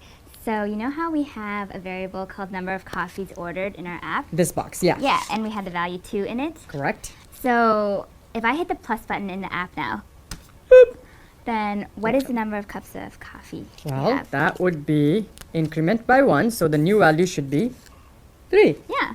So I'm going to throw out this old value Okay. and put in this new one. Okay. If I hit the plus button again, then how many cups do I have? Well, now we will increment that to 4. Yep. So throw this out, add 4 in. Okay. Now if I hit the minus button, Boop, boop, boop. then how many cups of coffee do I have? Wait, Catherine, I thought you said there would be no math. It's 1. Write that down. Okay, Thanks. here it is, 1. Yep. Let me give that to you. Thank you. Let's add all of this into our app now, and we're going to work on your math later. Let's look at the pseudocode for how clicking the plus button in the app can increase the number of coffees ordered. Pseudocode is a high-level description that explains the steps of what the app will do. We can write it out as if we're describing it to someone, because it's meant for people to read, not computers. This helps us put our thoughts into a linear flow of what needs to happen one step after the next. When writing pseudocode, we don't have to follow any specific structure or format. We just need to include useful details that would help us write the code later on. For our scenario, we want to create a quantity variable to keep track of the number of coffees ordered, and we initialize the value to 2 coffees. If the plus button is pressed, we can update the quantity variable to 3. If we hit the plus button several more times, we can increase the quantity to 4 and 5. Once we have a conceptual idea in our head of what the code should do, then we can focus on writing the actual Java code. At this point, then we can worry about the syntax of Java, the capitalization, the symbols, the spacing, and other specific rules about how to write Java code. The real code would look like this. To create a quantity variable and set it to 2, we would have int quantity equals 2, followed by a semicolon. This is what we covered in the last video. To update the quantity variable to 3, we just need to say quantity equals 3, followed by a semicolon. If we update the quantity to 4 and 5, this is what the code would look like. For this quiz, I want you to practice typing out these lines of code in the text fields provided. This will give you practice in creating an integer variable and updating it in Java. Pay close attention to each character and symbol as you type this out. When you're done, do you have any observations about the format of the code that you just typed out? For example, do you recognize any patterns? Enter any observations in this text field here. Hopefully you typed it in all right. A common mistake is to forget the semicolon at the end of each statement. Or you may have misspelled the quantity variable in subsequent lines of code. The variable name must match the same spelling and capitalization as the very first time that the variable was originally declared. Also, int has to be spelled specifically in this way, otherwise Java won't recognize that this is supposed to be an integer variable. For best practice, remember that we always add a space before and after any operators. In this case, we only have the assignment operator, so we add a space here and here in all these cases. Thanks for making some observations about the code. There's no right or wrong answer here. One of the observations you may have made is that int is only used on the very first line of code, right here, but not on subsequent lines of code. Let's talk more about that next. In this video, we will apply what we learned about updating a variable within the context of the Just Java app. Once a variable is created, we can update it using the assignment operator, or the equal sign, that we learned earlier when we were creating variables. Once a variable is created, we can update its value using the assignment operator that we learned earlier when creating variables. The format is to have the variable name on the left, followed by the equal sign, and then the new value. The statement also ends with a semicolon as always. This line means that we're assigning the new value of 3 into the variable called quantity. Going back to our box analogy, int quantity equals 2 creates a new variable called quantity and puts the value 2 inside. When we say quantity equals 3, we set a new value of 3 inside the variable. We also take out the old value because the variable can only hold one value at a time. When we say quantity equals 4, then we put in a new value of 4 inside the variable. We also remove what used to be in there, which is the 3. Then when we say quantity equals 5, we assign the variable a new value. Note that we only need to specify the data type of the variable, which is integer in this case, once. On subsequent lines of code where we refer to the variable, we don't need to specify that data type. If we did write int again on this second line, then the computer would think we want to create another quantity variable. However, we're not allowed to create 2 variables with the same name in the same method. That would give an error. So when you declare a variable, that's when you specify the data type. When you update it, you don't need to specify the data type. Now I'm going to open up the main activity Java file and modify the increment method to take advantage of the ability to update variables. When the plus button is clicked, it will trigger this method, and I'm going to initialize the quantity variable to be 2. Then I'm going to add a new line of code that updates the quantity variable to 3. Then we display the latest quantity value to the screen. When we run it on our device, if I click on the plus button, then it updates to a quantity of 3. This is because the latest value in the quantity variable is 3 by the time we try to display it on the screen. How do we know that the app didn't just skip to setting the value to be 3? Well, we can use the debugging tool that we introduced earlier to check the value of the quantity variable at each line. Let's add a breakpoint in the first line of the increment method. Then I can run the app in debug mode. Okay, Android Studio says that the debugger has been connected. I can click on this debug tab to open the debug window. Now when I click on the plus button, it triggers the increment method and the breakpoint at line 25. At this point, the first line has been executed, so we've created a quantity variable with a value of 2.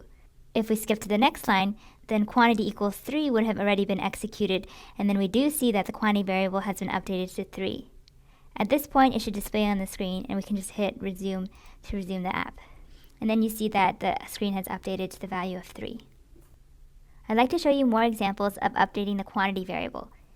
Even though it doesn't make much sense from a functionality point of view of the app to have the plus button increase the number of coffees by more than 1 cup, from a code perspective, if you wanted to, you could add additional lines of code to update the variable several more times.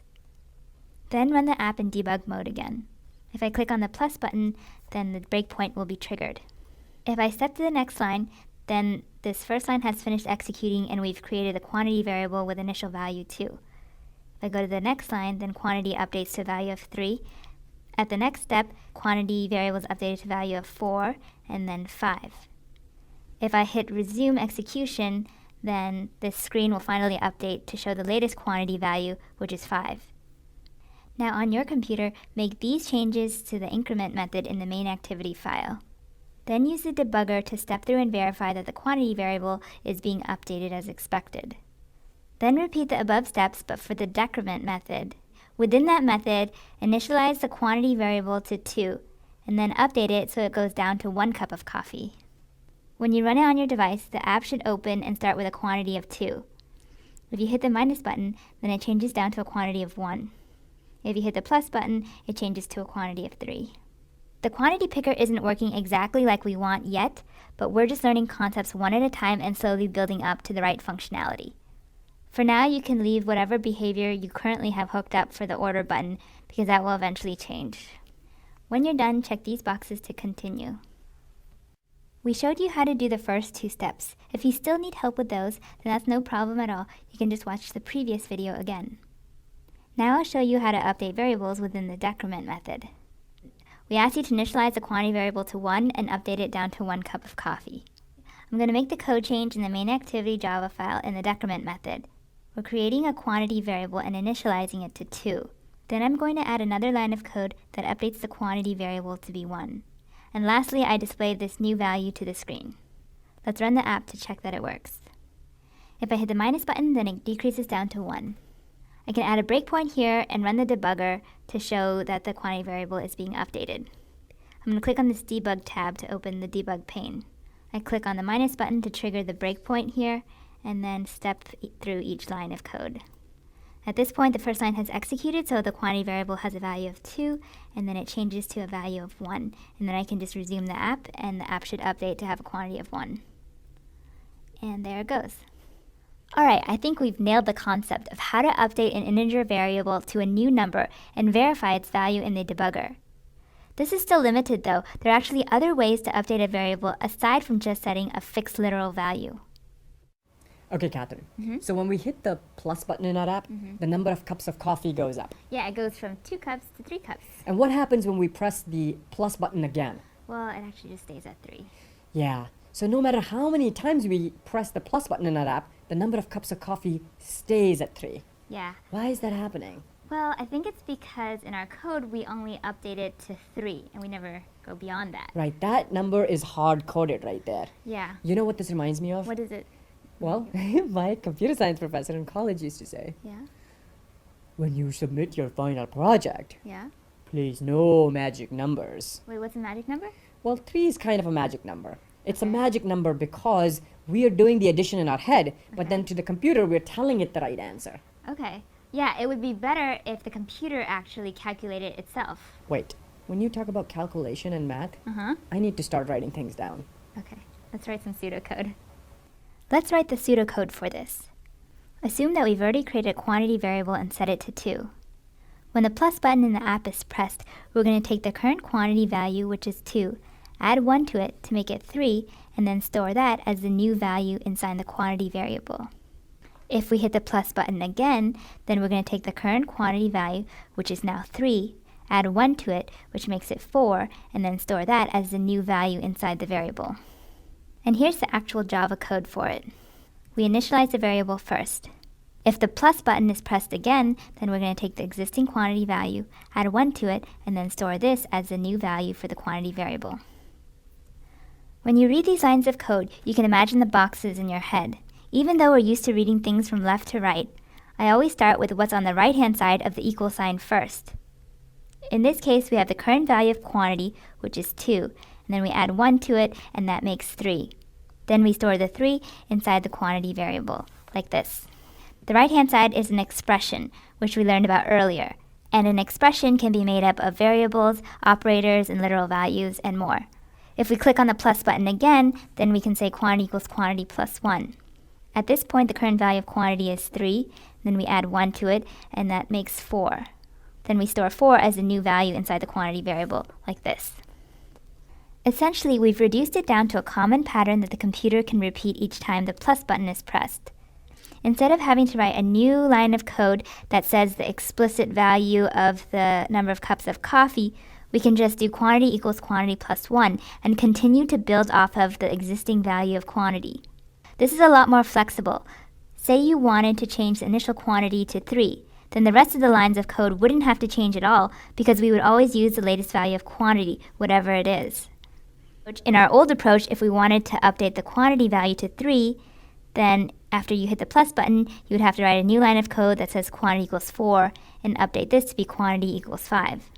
When we update the quantity to a completely new literal value each time, it's hard for the computer to know what the pattern is between them. Instead, if we update quantity based on the current value of that variable, and we increment it in a predictable way, then the computer will be able to do this every single time that the plus button is pressed. This approach will work a lot better for our coffee ordering app. Each time we hit the plus button, we can just increase the existing quantity value by 1. Practice writing out each line of code by typing them into the boxes we've provided here. Pay attention to each character and symbol. This is the first time you're updating a variable using the variable itself, so make sure you type out this variable name correctly. When you're done, fill out this column that represents the current quantity value after each line of code is executed. Okay, hopefully you've absorbed that pattern into your fingers, so now you know how to type out updating variables. We hope this reduces your errors when you're adding this code to Android Studio. Here's what the value of the quantity variable is after each line of code is executed. It starts off at 2, and then you add 1 to it, so it becomes 3. Then you add 1 to that again, and it becomes 4. Then you add 1 again, and it becomes 5. So after all of these lines of code are executed, the latest value of the quantity variable is 5. Now that we understand these lines of code and have practiced typing them, go ahead and add them to the increment method within the main activity. Remember that a common beginner mistake is to specify the data type again. You only need to specify the data type once when you declare the variable. After that, you can just use the variable name. If we add a breakpoint on line 25 and then run the debugger, we can check what the quantity variable value is at each step. If I click on the plus button, then the breakpoint on line 25 is triggered. I'll click Step Over to go to the next line of code. Now we see that the quantity variable has been created with a value of 2. If I click Step Over again, then we see that quantity variable has been updated to 3. This is because of the quantity equals quantity plus 1 line. Then we can hit play to resume the app, and we can see the latest quantity value being shown on the screen here. Do the same thing in your version of the app. Modify the increment method to update the quantity variable using quantity equals quantity plus 1. Then use the debugger to step through and verify the quantity variable value at each step. After that, feel free to experiment with different expressions for updating the quantity variable. You could do quantity plus 1 or 1 plus quantity, or you could use the variable name twice, or as many times as you want, or you can do other arithmetic operations. You can run this on your device to see what happens. When you're done experimenting, go ahead and revert back to what you had before so that we can continue with the lesson. Check these boxes when you're done. We covered the first 2 items in the last video. Feel free to re-watch those if needed. The task to experiment with the code was a little open-ended, so these are a couple things that we tried. There's no single correct answer for this one though. If I set the quantity to equal 2 times the quantity, then if I hit the plus button, then it will double the number of coffee cups we have. When I try it on a device, indeed it does double the number of coffees from 2 to 4.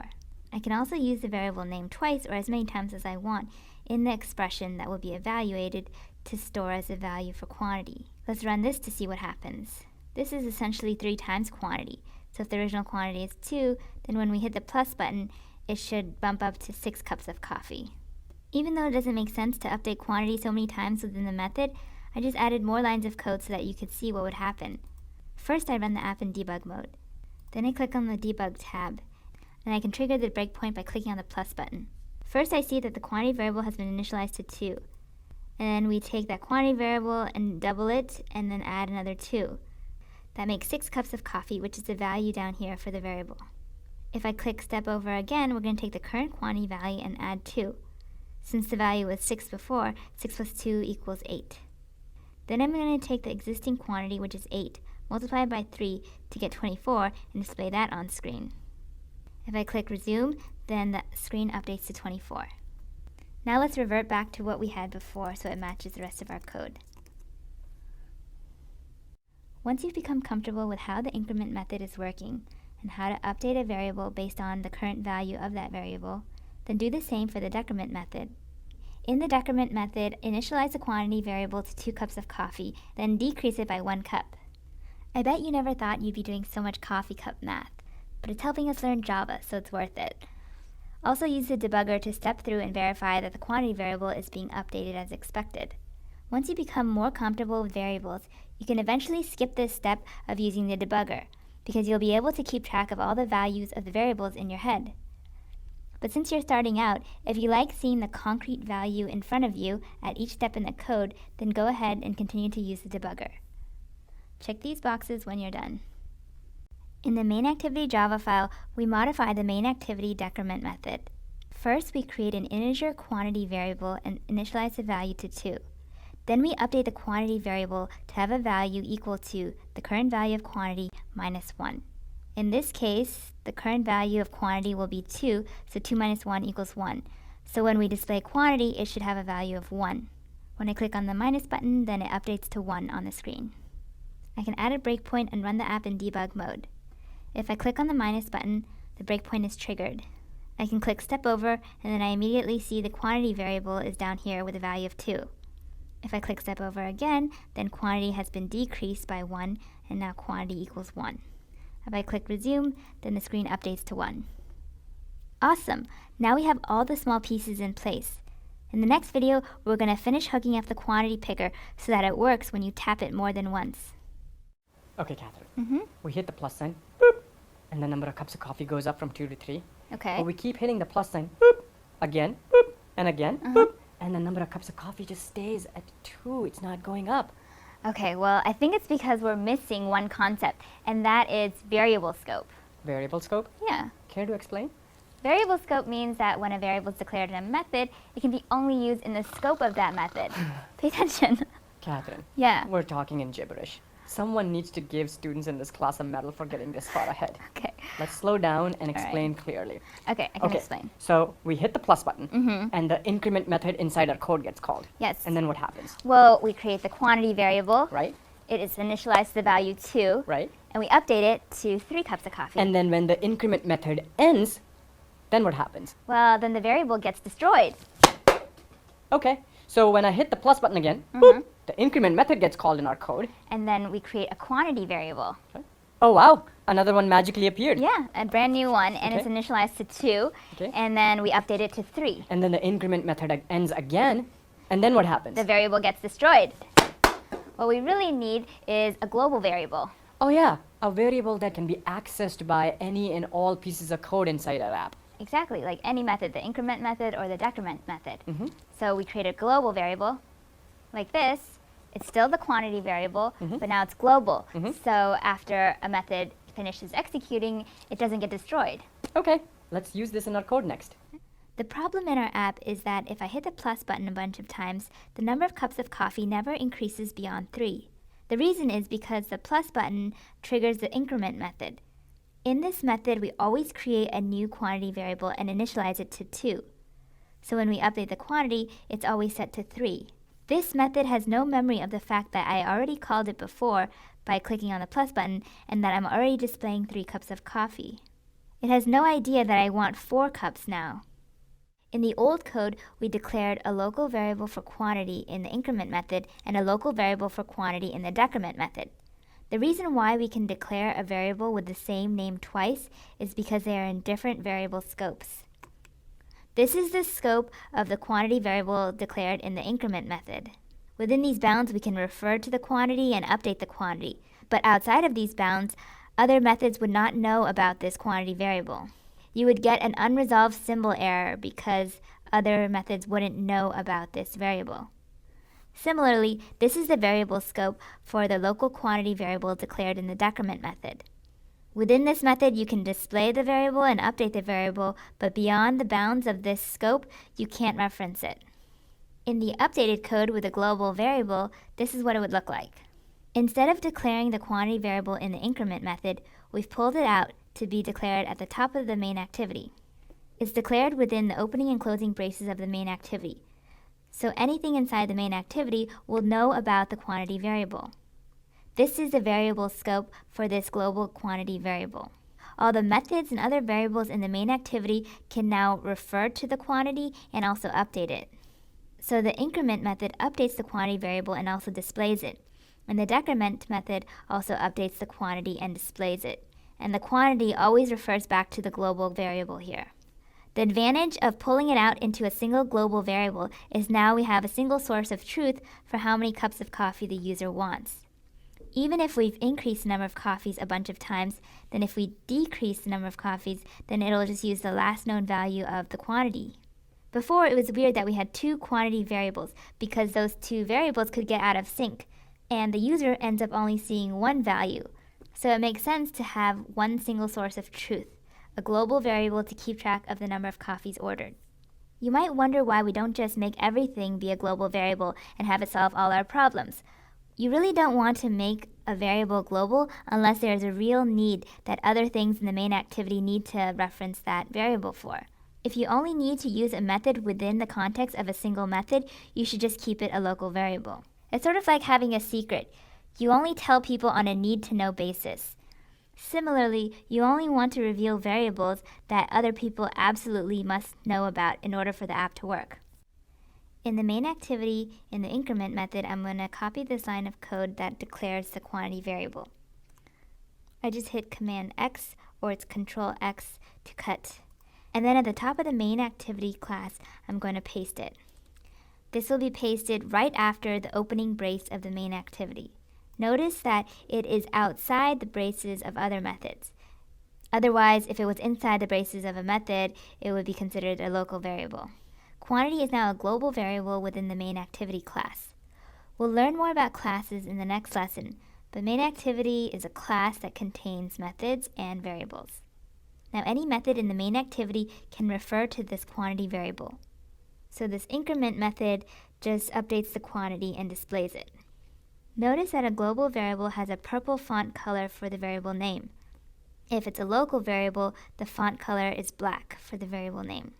So that's how you can tell the difference between local and global variables. Speaking of local variables, we want to get rid of this local variable in the decrement method because we want to use the global quantity variable. The variable name in these methods must match the global variable name exactly. If I said quantities here, it would give an error because quantities is not defined as a local or a global variable anywhere. And I'll undo that so that it works again. If I run the app, let's see what happens. The app starts off at a quantity of 2. If I hit the plus button, it actually increases. If I hit the minus button, it actually decreases. That's pretty awesome. We've succeeded in building our quantity picker. Now I want you to be able to build this on your phone so you can increase it or decrease it as much as you want to your heart's desire. We've included a link to the main activity code for you to reference. I'd rather have you type it out yourself by following this video instead of copying and pasting the code. That way, you'll be able to create global variables on your own in the future. I'm going to attach the debugger so we can see carefully what's happening with the quantity variable. I'm going to add breakpoints in the increment and decrement methods, and then run the debugger. When I hit the plus button, then this breakpoint triggers. Before this line of code has even executed, we see that the global quantity variable already exists with a value of 2 because of this line of code up here. If I step to the next line, then this line has finished executing and we've increased the quantity up to 3. I can hit resume so that the app updates to a quantity of 3. If I hit the plus button again, then before I've even executed this line of code, we already have the global quantity variable set to a value of 3. That was the last known quantity we had before, and it still remembers it. If I increase the quantity by 1, then the global quantity variable has a value of 4 now. I can hit resume to update the screen with 4. Now we can see that every time the increment method is called, we can actually continue to build off of the existing quantity value. Let's see how it interacts with the decrement method. If I hit the minus button, then this breakpoint triggers. The global quantity variable has a value of 4, which is what we last left off with. If I decrease the quantity by 1, then it goes down to 3 cups of coffee, and I can display that on the screen, and it changes to 3. With a single global variable for quantity, the increment and decrement methods can now increase or decrease the number of coffees by 1 based on the latest value of quantity. Now it's your turn. Go ahead and replace the 2 local variables with 1 global variable. Then use the debugger to verify that the quantity variable is actually updating as expected. Once your quantity picker works, go ahead and do a little happy dance, and then you can try to experiment a little bit.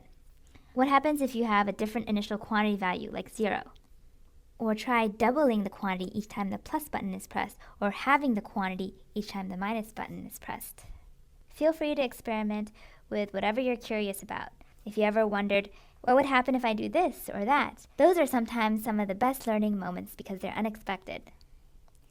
When you're done, check these boxes to continue. We've already walked through the first 2 steps in the last video. Now I'm going to show you a couple of things you could have experimented with. I would like to change the initial quantity value so that when the app launches, it shows up as 0 instead of 2. The way I can do that is to modify this global quantity variable to be initialized at 0. Then the increment and decrement methods should work just fine. When the increment method is called, it will use the latest quantity value and just add 1. When the decrement method is called, it will just decrease the quantity by 1. Let's go ahead and try this out now. That looks weird. I wanted it to show up as 0. If I click the plus button, it's weird, it goes to 1, which seems to have decreased it. But now it starts to increase.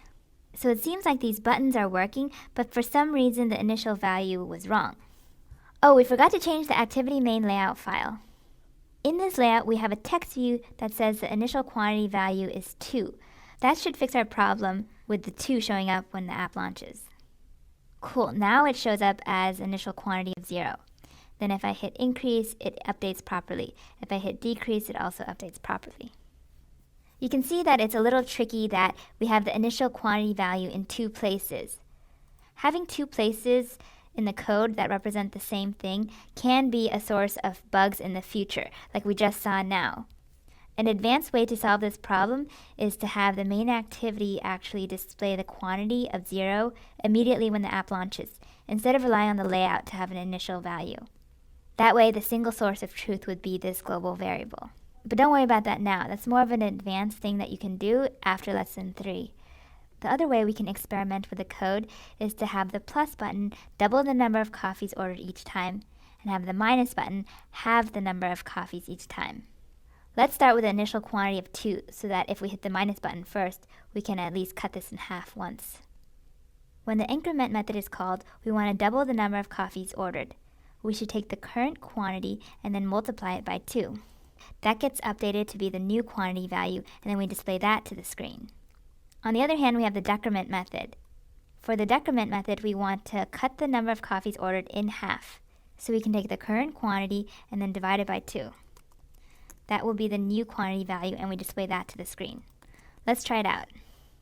You can see how it can be a source of error every time you want to change the initial quantity value, you have to change it in both places. Let's run the app now. Okay, it starts off at an initial quantity of 2. If I hit plus, it should double the quantity each time. Cool, and it does. If I hit the minus button, it should cut the number of coffees ordered in half each time. And it works. If I run it in the debugger, you can see how it updates the variables each time. The quantity value starts off at 2, and then it updates to 4, and then the quantity starts off at 4, and then it updates to 8, and so on. I'm sure you came up with much more creative ways to play around with this quantity picker. Hopefully that helped you better understand the use of global variables. But if I hit the order button, it doesn't show me the price for that number of coffees ordered. Let's fix that in the next video. Next, we'll fix the behavior of the order button. Once I change the quantity to something like 6, if I hit the order button, the price should update to $30. However, when I click the order button, it always changes the quantity back to 5 and the price to $25. So this behavior is incorrect. To test your understanding of everything we've learned so far, I want you to go ahead and fix this bug on your own. I'm confident that you can do it. This is a very common occurrence during app development. You build out more functionality of your app, like this quantity picker, but then it can have ripple effects on the rest of your app, and it may break something, like this order button. So you have to just go back and fix that later. Once you've completed this task, this is what the app should look like. If I increase the quantity to something like 6, and I hit the order button, then the price changes to $30, which is correct. To help you tackle this problem, first identify all the things that are wrong with the current state of the app. You can look at it on your device since that will be easier than looking at this screenshot. This screenshot shows setting the quantity to 6 and then hitting the order button and seeing the result on the screen. I want you to describe in words the gap between what we have now and what we want. Be as detailed as possible by writing your answer in this box. The more specific you can get about all the things that are wrong with the app, the easier it will be to fix the problem because you'll have like almost a task list on how to get to the ideal solution. Then after you've planned how you will attack the problem, go ahead and implement those changes in your app. Once the order button works as expected, pat yourself on the back, and then check this box to continue. There isn't just one correct way to answer this question. It really depends on what's most useful for you to identify the difference between the incorrect app behavior and the correct app behavior. Here are some of the things that I noticed. In the incorrect app behavior, when you click on the order button, the quantity changes to the same value each time, and it shouldn't change. Next, I also noticed that the price was correct for this quantity value, but really the price should be for the last quantity that was selected in the quantity picker. Again, this is related to the fact that the quantity shouldn't change. Let's look at the existing code for why this is happening. In the activity main layout file, we have the order button declared here. When the order button is clicked, we're going to call a method in the main activity called submitOrder. In the main activity Java file, here's the submitOrder method. This is old code from a long time ago that we haven't changed yet, but we create an integer quantity variable and initialize it to 5. We display that to the screen. We also display price as the number of cups of coffee times $5 each. Already this code doesn't make a lot of sense because as we're trying to submit the order, we're trying to update the quantity. And another problem is that we're creating an integer quantity variable when we already have a global quantity variable that's supposed to keep track of the number of cups of coffee. In the main activity, we already have a global quantity variable, so any method inside here can refer to this quantity variable. However, in the submitOrder method, we're creating a new local quantity variable. Technically, you can have a local variable called the same name as a global variable. This just means that in the context of this method, after this variable has been declared, whenever you refer to quantity, it actually refers to this local quantity variable with value 5, not the global quantity variable of value 2. So display quantity and display price quantity times 5 both refer to this quantity value. This is the scope of this local variable. Outside of this scope, whenever you refer to quantity, it means this global variable quantity. If you think about it, though, it doesn't really make sense that when you submit your order, you would create a new quantity and then display that on the screen. What you really want to do is just use the quantity that we've been keeping track of as we've been increasing and decreasing the number of cups of coffee. So that's what we should calculate our price off of. To fix our code, we should not declare a local quantity variable. Instead, we should just use this global quantity variable. We should also stop trying to update the quantity on the screen. The plus and minus buttons already handle updating the screen with the proper quantity value. We do, however, want the Submit Order button to still update the price. But this time, we're going to calculate the price as quantity times 5 using the global quantity variable. I'm going to update the code so that it reflects what we just talked about. Notice that the quantity variable has turned into a purple font color, which means that we're using the global quantity variable in the main activity. When the button is pressed, it will trigger the Submit Order method. This will display the price on the screen, where the price is calculated as the global quantity variable times 5. This looks correct, so let's run it on our device. Okay, now for the ultimate test. I'm going to change the quantity to 6 and then click on the order button, and yay, it's $30. Let me try other values as well so I know it's not a fluke. That looks correct. That looks correct. Cool, it works. You just fixed your first bug. You did really well on that task. The functionality of our app is working really well, but I have to admit the UI is a little bit ugly. In particular, the quantity picker could use some UI love. So let's work on that next. Hi, Catherine. Hi, Kunal. How are you feeling? I'm feeling a little tired. How about you? Me too. Me too. I suspect that some of our students are perhaps feeling the same way. Probably. And that's okay. It's a really long lesson too, you know, Yeah, and this it is a is. great point for them to, at the end of this video, take a little break and walk away from the computer. Yeah, and while you're doing that, you could actually also show someone the app you've made so far. Yeah, talk to your friend about the new ideas that you've learned in the Android world and come back and share that conversation with us on the discussion forum. Yeah.